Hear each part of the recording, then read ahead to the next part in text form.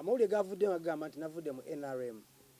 No, statement gye nakoze bwe waate bakoze ku bintu byaffe nga ffe ba ghetto youth nsobola okudde wakyali wange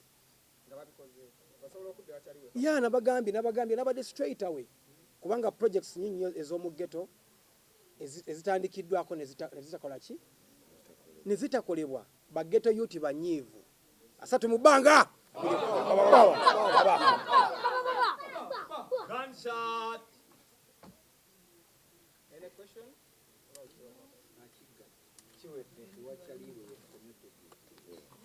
Butchaman. Ensanyuse nnyo okubalako bannamawulire wano mu ghetto government tusinzira ne makindye era abantu abasinga obungi abamu reggae music bamuwuliridde ku ki ku Bob Marley nti Bob Marley ye freedom fighter alwanidde eddembe ly'omuddugavu era yafiira ku mazima yensonga lwaki tucelebratinga Bob Marley mu Africa n'okwetoola ensi yonna naye wano ghetto government yeetegeka Bob Marley nga 6 Febu buli mwaka tugenda kuba tumuteeka guno gwe mulundi gwaffe ogwokubiri ogwasooka twali ku barracks waggulu eri ku lusozi ewa Nyabingi katuli wano wansi barracks empya weeri era tugenda kucelebratinga Bob Marley. Last year, you had stage ku Freedom Beach tugenda kuba nga tugalya betwemisa betunyumirwa kubanga Bob Marley mumanyi nti lubangira lunaku lwabamweyana naye mulimu ebintu bingi tugenda kuwa abaana ebyakabi ebidda ku masomero tugenda bawa ebintu ebibaza ku masomero ng'engatto. It's a charity show mugenda kubaamu okuwa abaana ebintu ebibaza ku masomero engatto peni bitabo seti rulers amabafu engatto ebikozesebwa ku masomero.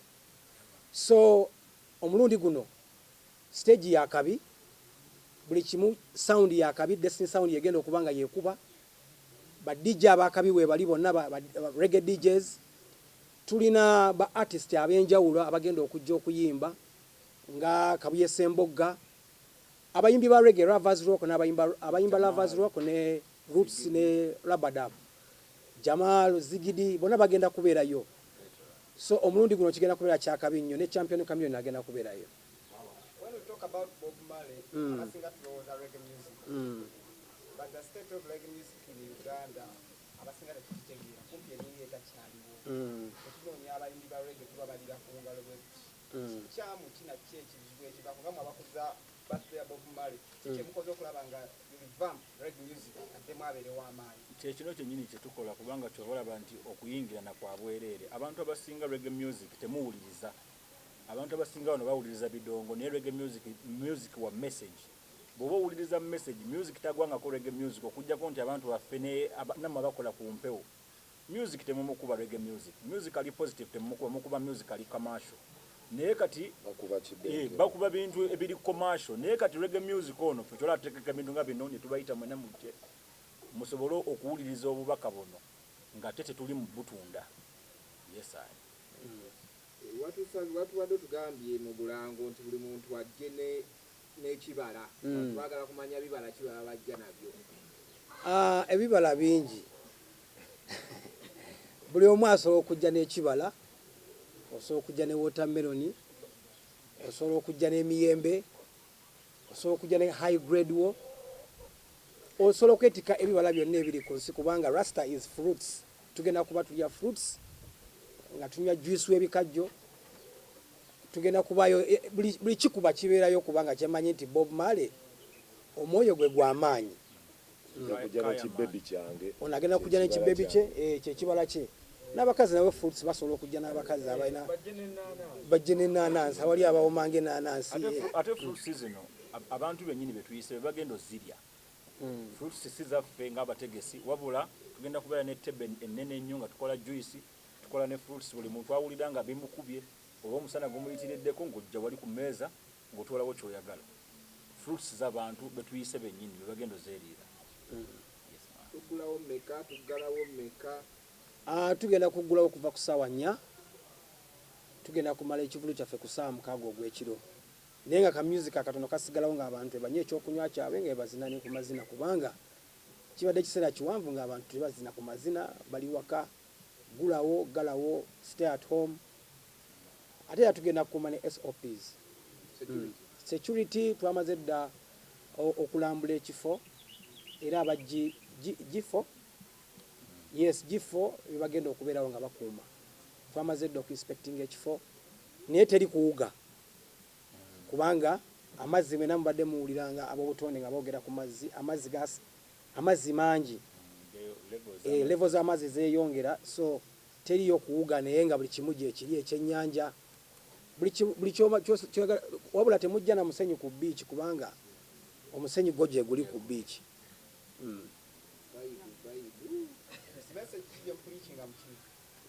Message gye tupreachinga this time bagiyita luli twalina bring back love twali tuva mu biseera bya kulonda ng'abantu beeyawuddemu so kati eno bagiyita give back the community give a helping hand kubanga ekiseera kye tulimu kyakuyambagana.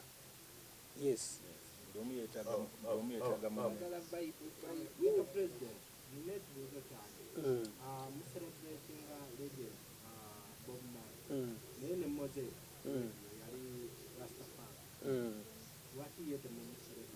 Moses Radio twamucelebratinze lwakuba goyinza okuba ekagga tewabaddeyo naye twamucelebratinze radio yafanga ennaku z'omwezi 3 kale abamu bagamba 23 wadde bamulangirira nga lumu naye nga abamanyi ebituufu babimanyi radio tumukungubagira kubanga naye yali omukuffe era naye singa yabaddewo ku Bob Marley yalibaddeko ate ekirala Bob Marley bw'ogenda mu nsi yonna Amnesty International yamulonda Bob Marley bagamba is a sign of freedom bulwamu otambula kati ekyo ekintu kye twetaaga mu bantu buli omu amanye nti Bob Marley is not about kusmokinga, it's not about reggae music alone but it's a sign of freedom. Walaba flaga y'abalasta walaba Bob Marley wabeerawo freedom. Yeah. Nedda era nayo si sayini ya bulasta sayini y'obulasta mutima mwoyo n'ebikolwa byo gwe nga gwe bye bikwawula mu bantu ne bagamba ono rasta ono si rasta kubanga osobola okubeera ne dread era n'okola ekitali kya bulasta ate era massive yegenda okujajinga ne Kaiza asobola okubeera omurasi buli omu nawe Kaiza asobola okubeera rasta buli omu rasta buli omu yatondebwa nga rasta lwakubanga betukula eno ne Babylon system brainwash wekanga ngo okukutte kubo different ondova ku mulamo gwa serasi Lokijanti yavudeyo n'agamba mwasonyiwagana niko gye wamukubira ebingi bwe mwasisiza. How true is that? Lokijanti agenda kubeerayo ku kivulu nga performinga Lokijanti ne rasta oyo rasta kubanga yasooka okuyimba guno omurembe gw'abalasi akuna matata baana beekubira dance era agenda kubeerayo Lokijanti twali tetwenyiigira kyali waffe nti mu burasta tulina ba elders abatutwala era ebintu by'omu ghetto biggwera mu ghetto kati mu abaanooma ate ne mutandika okunoomera Butchaman mbu story ki nedda bino ebintu bya kirasi bino ebintu bya ba ghetto youth okitegedde ntandale kwata naye ate ne maane mukola ki ne muddingana mulo kyakabi mubuze ki abayimbi bonna gye bali mbagambye okuvira ddala ku bayimba Lovers Rock abayimba Roots abayimba Ska abayimba Labadab abayimba Dance Hall abayimba music ono pop wa Africa bano bamapiano bonna bagenda kubeerayo kubanga Bob Marley yasettinga that trend buli muyimbi it is a tribute and is a charity show but artists bonna bali ready okujja okuperformingira abantu omuntu atatera kwefuulafuula nyamule gavde nga bakuwandikawo nti wavudde gwinaale. How true is that?